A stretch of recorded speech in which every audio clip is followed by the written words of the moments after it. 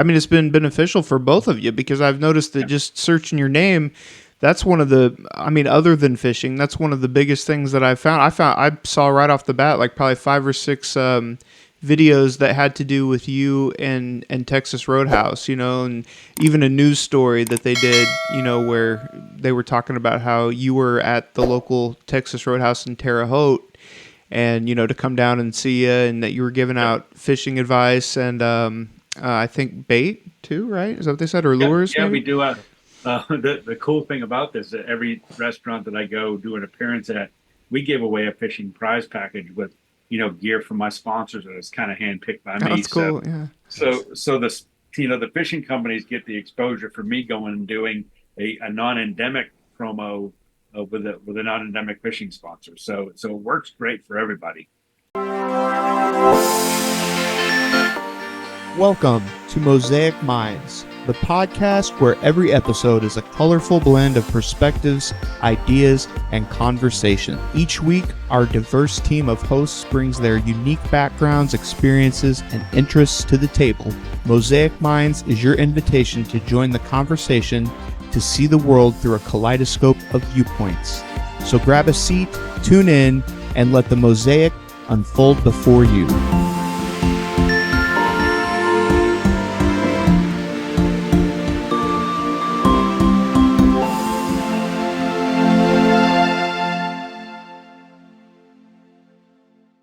What was it that inspired you to pursue a career in professional bass fishing?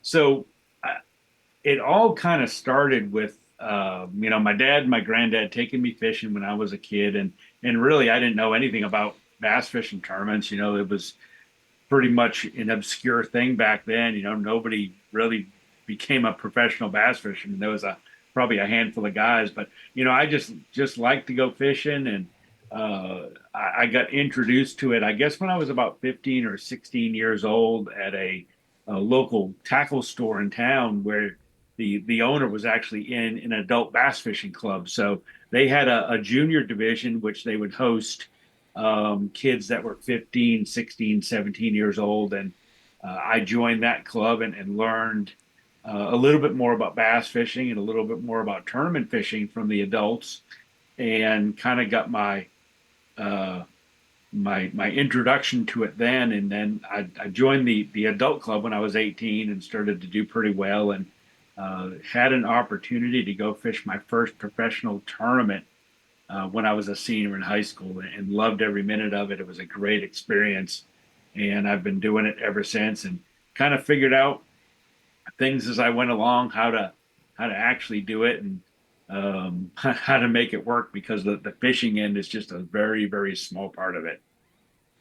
Mike, my travel partner, and I were talking just on the way back. You're waking up at 2 o'clock in the morning. You're driving 2 or 3 hours to these tournaments. You're fishing all day. But I think for people that don't understand, I'm going to give a little insight. But when you're traveling to parts of the country you haven't seen, or in your case, you've been down that road 20, 30, 40 times, or hundreds of times in some cases. But I think you're out in areas just getting fresh air. You're seeing God's country all over the great country that we live in, and bass fishing, there's nothing like it. I mean, I've played 2 or 3 sports, but when all those boats are packed up together, they're starting to be on the speakers, they play the Stars and Stripes, and you're getting ready to gun to your first spot. Explain to us a little bit about what you think maybe mentally running to that first spot for the day. Dodging boats, dodging waves, etc. to that first place you're going to go fish.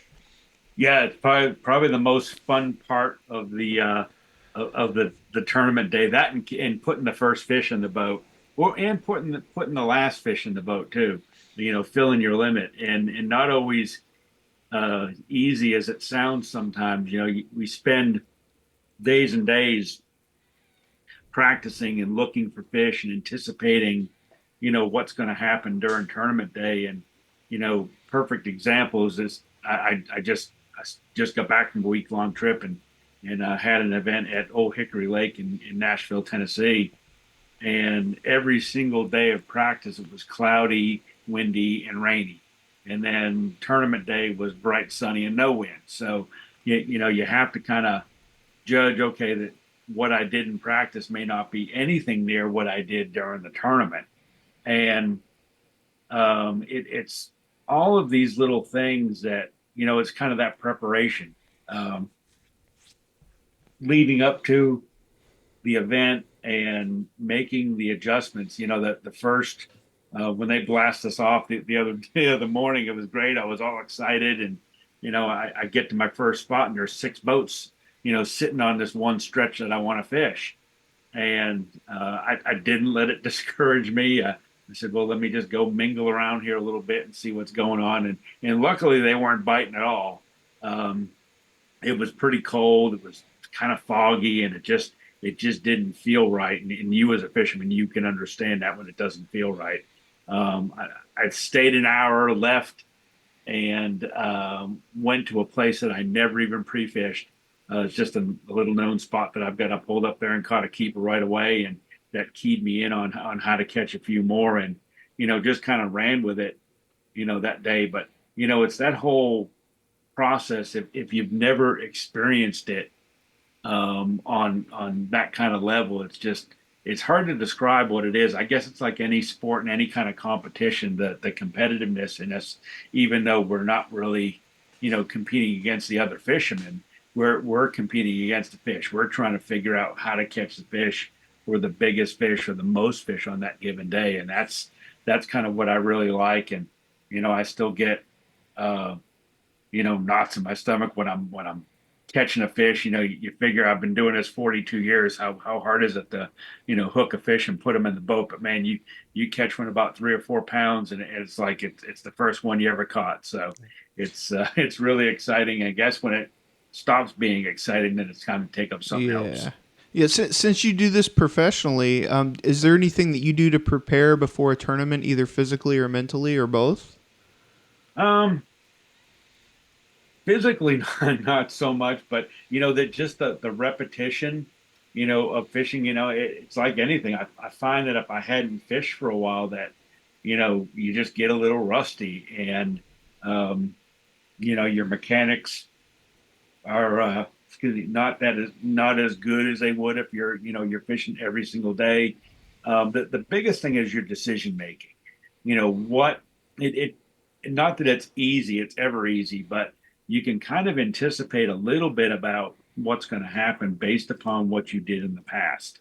And kind of what I mean by that is I was on the water 7 straight days from sun up to sundown practicing, and I knew that particular tournament day when I would see things change, and I knew what to go do to catch either a bigger fish or fill a limit or get a couple initial bites during the the start of the day to get me going. So I guess that mental side is really the important thing. All of us kind of at this level can, we can cast, we can catch fish, we know how to do it, but it's the decision making really that comes down to, having a really good day or having a mediocre day. Mike, what I like about fishing that I try to explain to people that don't really fish is I wasn't an advanced mathematician by no means, but I'm going to say that there's equations out here that get you to a specific answer. Fishing is not like that. It's bluebird skies. Like you said, it was windy yesterday. It was an overnight cold front. Tomorrow morning, it's exact opposite of that. So when you're preparing, do you have a pretty good game plan and then you let the day dictate what decisions you make? Do you have more or less spots? Like, walk me through maybe how you're processing information throughout a tournament day. Yeah. And I'll go back to this event that I just finished up. Um, I had a pretty solid pattern that I knew based upon water temperature and water, what the level of the lake was and how the fish were reacting to what I was fishing, that I could go catch 5 fish doing that pretty, I wouldn't say pretty easy, but when they started to bite, it didn't take long to put a limit in the boat. I was fishing ultra shallow, but I wasn't getting a lot of big bites doing that. I knew, yeah, I can catch a limit doing this, but to try to catch a big fish, I might have to try to do something else. And I stumbled upon something that was a little bit different from what I was doing in practice, a little bit deeper, a little bit different, more of what they call pre-spawn or early season fishing, which is, you know, kind of intercepting them before they get to where I was actually catching them, if that makes any sense. And I only had 2 bites doing that, but I had a little confidence in it. And that's actually what led me to be able to catch, you know, the first 3 or 4 fish during the day. And then ultimately what led me to be able to put together how I was catching some better ones during the tournament. Totally different area, but it keyed me in. You know, every bite that you get in a specific area, or a bait, or a retrieve, kind of tells you something. That's, you know, it's all those little pieces to the puzzle that you put together. And I realized that the quality fish were coming a little bit more off the bank, still fairly shallow, and, you know, 4 to 5 foot of water, isolated cover, whether it was a log out in the middle of nowhere, or a piece of brush, or a stick up, or, you know, the old Hickory Lake has tons of this stuff. In the cover that was closest to where I was catching them super shallow in practice was where I was getting the better bites. So, you know, it's just all those little things that you kind of pick up on, you know, during the course of the day, that hopefully give you the keys to go put something together. What advice do you think you would give to somebody that someone new that was looking to make a name for themselves in that circuit? You know, if they wanted to stand out from, you know, just a kind of maybe they go to some tournaments, but just kind of an amateur angler, what advice would you give them? Yeah, boy, it's a lot tougher now than it was when I was growing up, kind of doing this. Not that it was easy back then, because, you know, to be a professional bass fisherman 40 years ago was, you know, you kind of got laughed at. You're gonna, you know, how are you gonna do that for a living? So there's a lot more opportunity now for, especially with high school fishing, college fishing. You know, you can get a scholarship to go fishing now, Really? and yeah, it's really cool.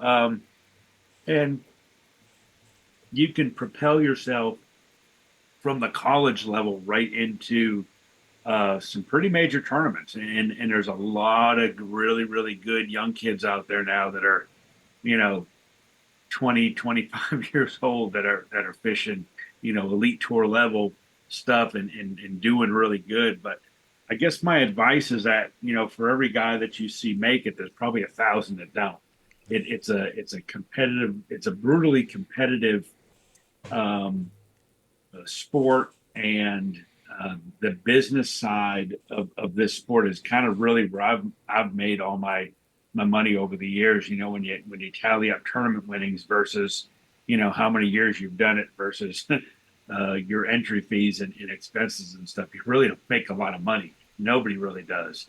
But you can have a very good successful career with sponsor endorsements, Mm-hmm. speaking engagements, um, all of these other things that go into, you know, to sport. And that's the lesson that I learned early on was, you know, how to work with sponsors and media, and I've been highly successful doing that for, you know, 4 decades.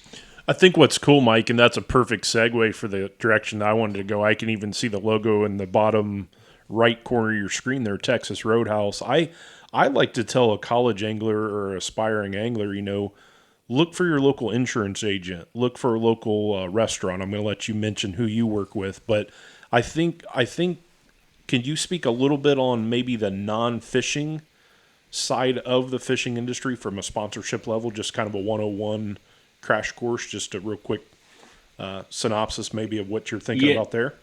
yeah. So that was, and I take it that you're talking about the non-endemic. You know, of course, that there's a ton of different fishing companies, but there's not many non-fishing companies that are involved in bass fishing. There was at one time.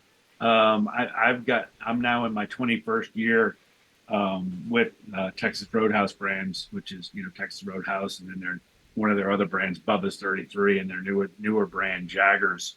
And I I this was coming about, I guess, 20 some odd years ago. You started to see a couple of um, guys putting together teams of people. that there was one that was Kelly Tires. I remember they were one of the first ones. And there was another guy too, and his name escapes me, but he was a marketing executive that uh, represented Coca-Cola and some other brands, and he did a team of 3 or 4 guys, and so what they were trying to do is ultimately they were trying to take what NASCAR had done and turn it into fishing. So we were starting to see the very first wrap boats and wrap trucks and make it more of a benefit to non-fishing companies. And a few of them got in, and I was actually talking with another restaurant company back, and I'm glad I didn't sign with them because they're not in business anymore. And I was very close to having a deal put together with them. And I ate in a Texas Roadhouse restaurant. I'll never forget this. The minute I walked in the door, and I looked around, and the atmosphere and the service and the food and everything that Texas Roadhouse is known for, um, I loved it. It was great. And I said, man, I've never eaten one of these restaurants before. I need to put the brakes on this other deal. This might be a really good opportunity. And it took me about a year.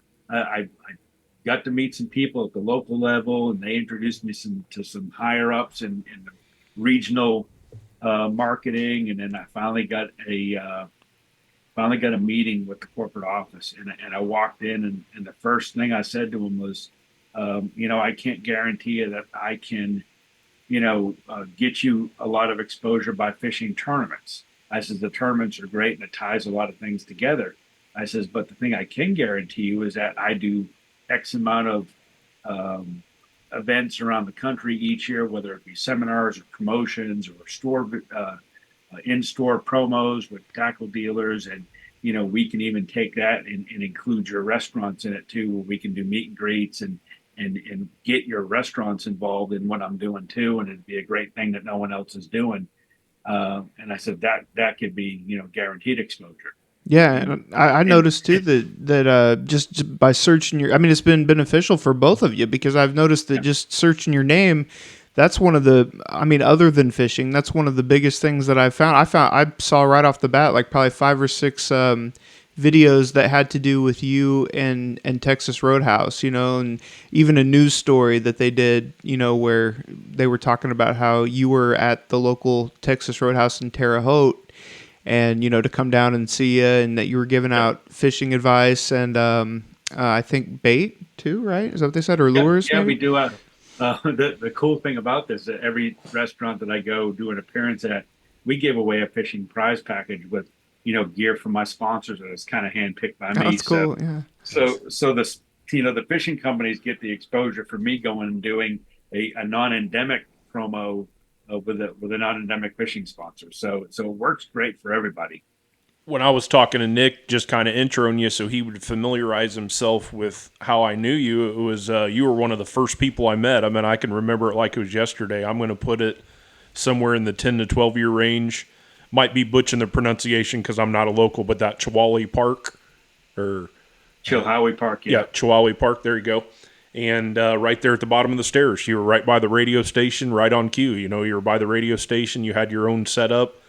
You were very humble with me.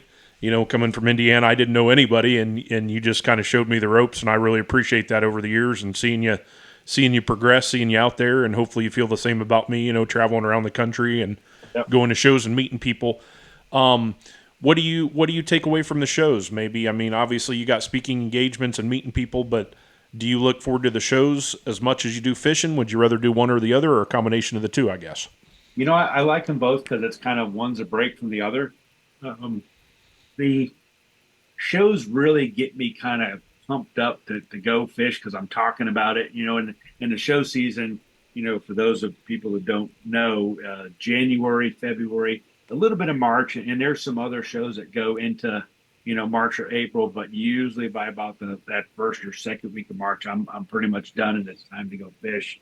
But there's a sports show, every single weekend, and probably multiple cities all over the country going on all at the same time. And another one other than the East Tennessee Fishing Show, which is, right here in my own backyard, and one that you've done a bunch of times, Jason, is, the Indianapolis Boat Sport Travel Show. I think that's probably the first time that I had become aware of you and your products. And um, that was actually even before the East Tennessee Show, because I've spoken at Indy for 30 years. And I remember, seeing you guys there. So, yeah, the sports shows are nice, and it's, it's a way to kind of pass some time when there's no fishing going on.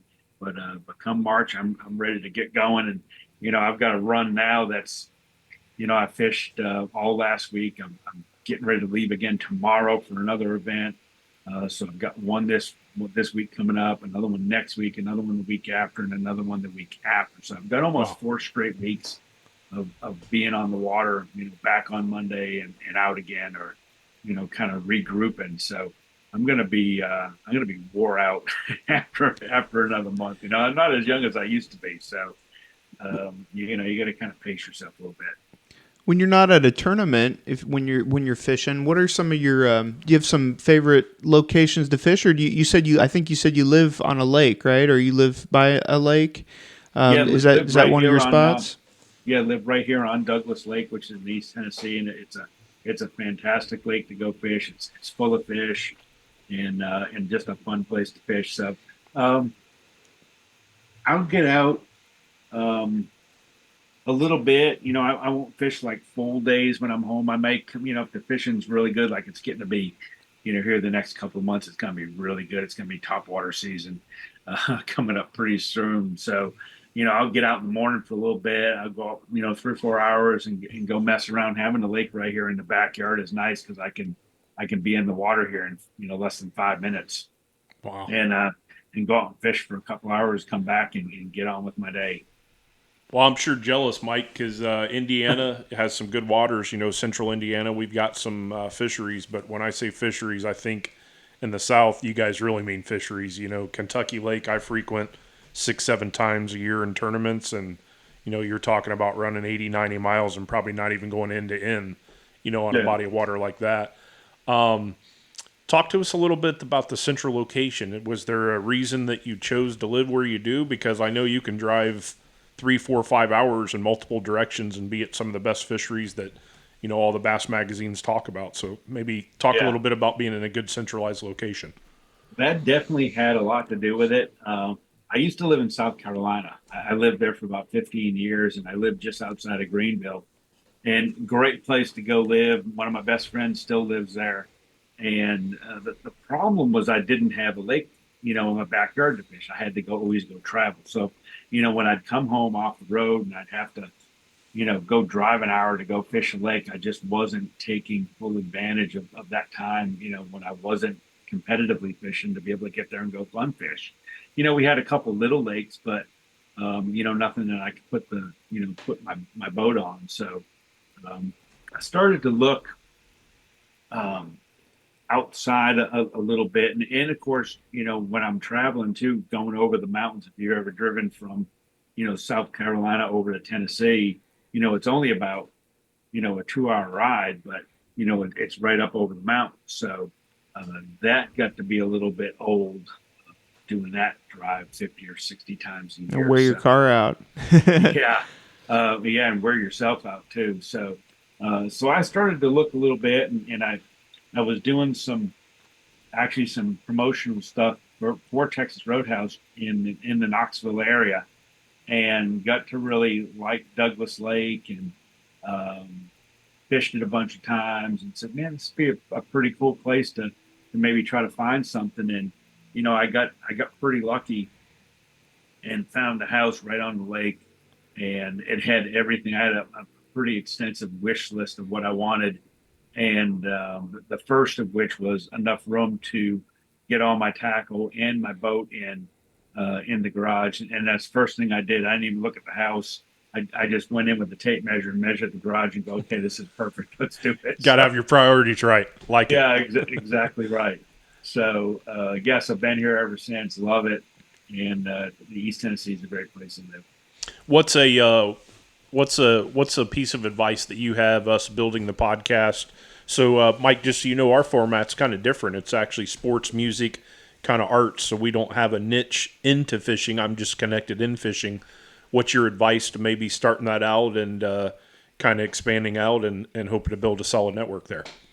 Yeah, I did actually see that when I was I did a brief little checkout of some of your past shows, and yeah, it's pretty cool being able to do a wide range of stuff because like me, I mean, I fish for a living, but like I told you before, I love to cook too. So I watch a lot of cooking stuff, whether it's on TV or online or whatever, so things like that interest me. Making a new dish or something I hadn't tried before, just kind of watching it. Well, maybe that. And Hey, maybe that's next for you. Maybe open up yeah, a seafood place or something. Do you like to yeah. eat fish? Yeah, I do. However, I like saltwater fish. I don't like a lot of freshwater Yeah, I'm fish. the So same way. Yeah. they come out of the ocean, they're already seasoned, so you're doing Right. there. So yeah, I do like the saltwater stuff, but like I tell you, yeah, Italian food's my kind of my specialty.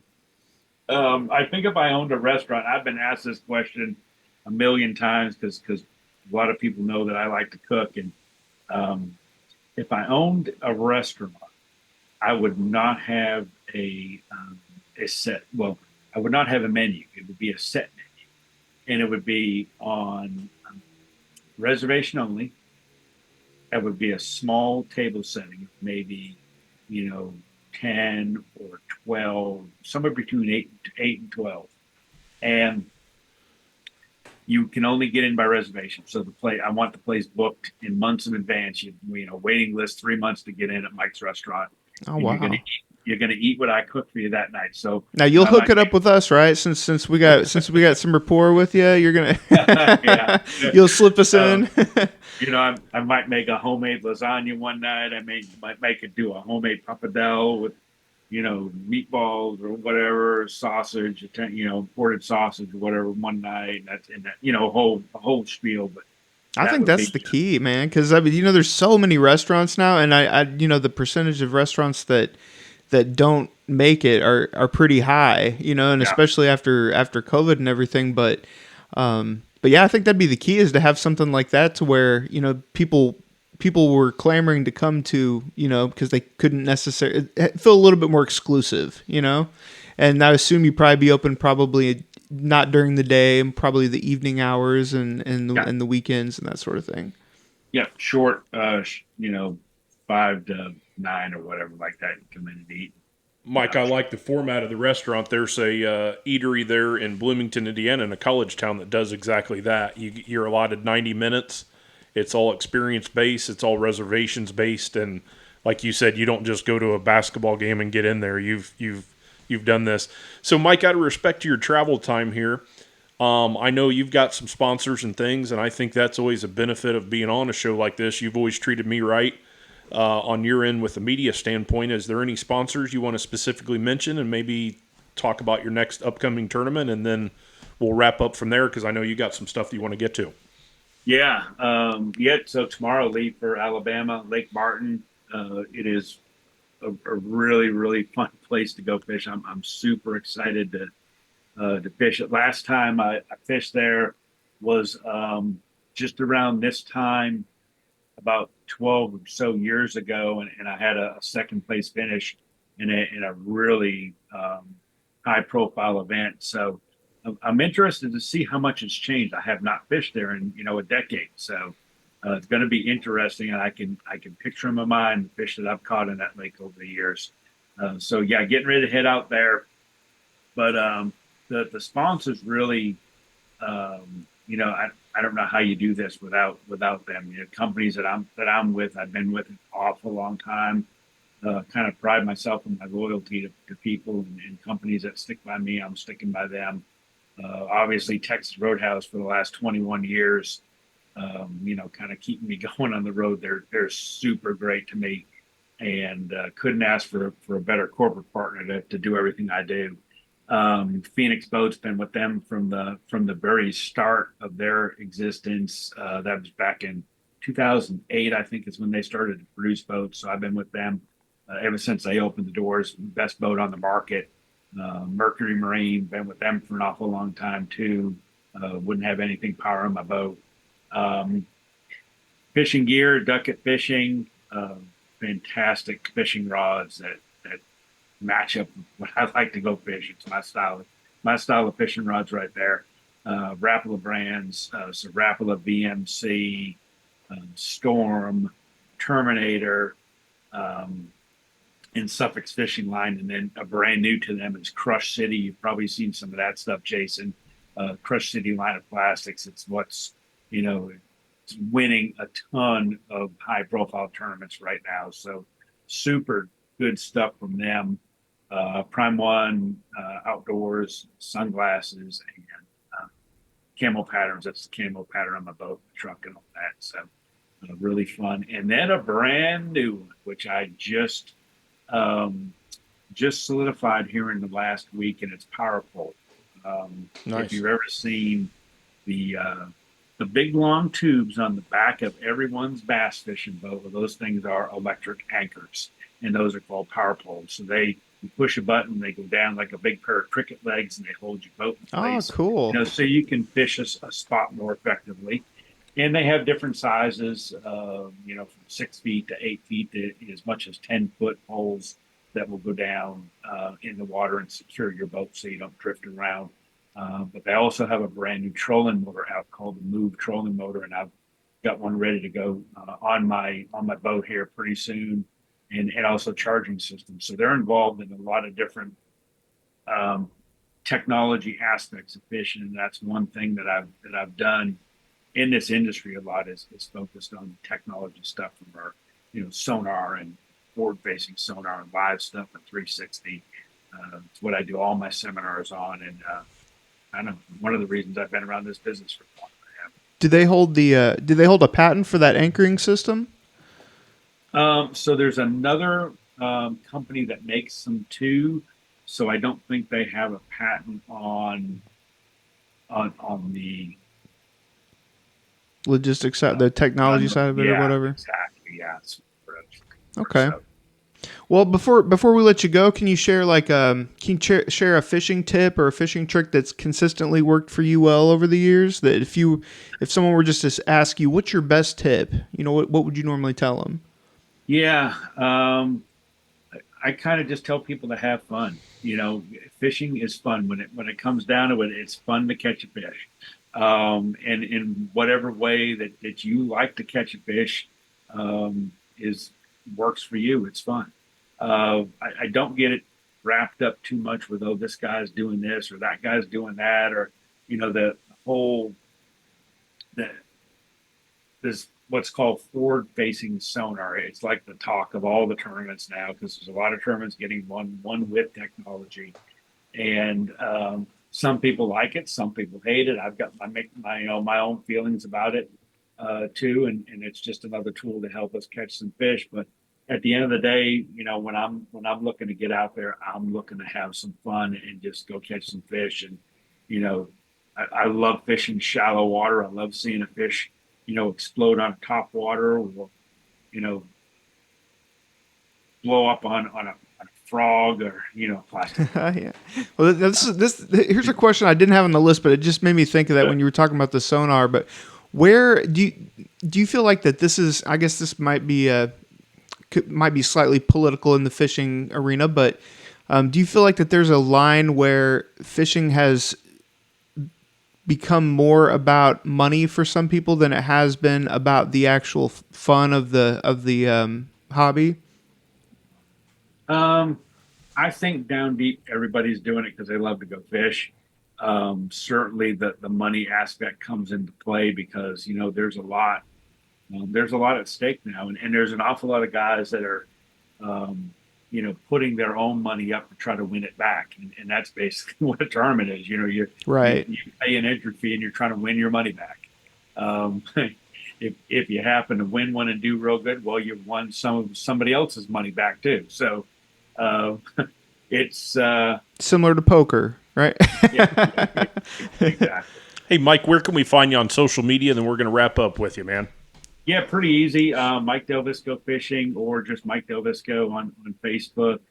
Those are probably the two easiest ways. If somebody wants to check out any of the sonar stuff, I have a website. It's called get-sonar.com. I've got a bunch of tutorial stuff there. Actually got a sonar course and things like that you can go check that stuff out. So it's get-sonar.com. Okay, we'll make sure we get that up there for you. Yeah. Great talking to you. Continued success in 2024 and the rest of the year. Look forward to seeing you at shows beginning of the year, if not running into you before. So good guess as always, easy conversation, some good anecdotes for people moving forward, and definitely tight lines for you, and have an enjoyable year in 2024. Awesome. My pleasure. Thanks for coming on, Mike. Appreciate it. Thanks. Take care.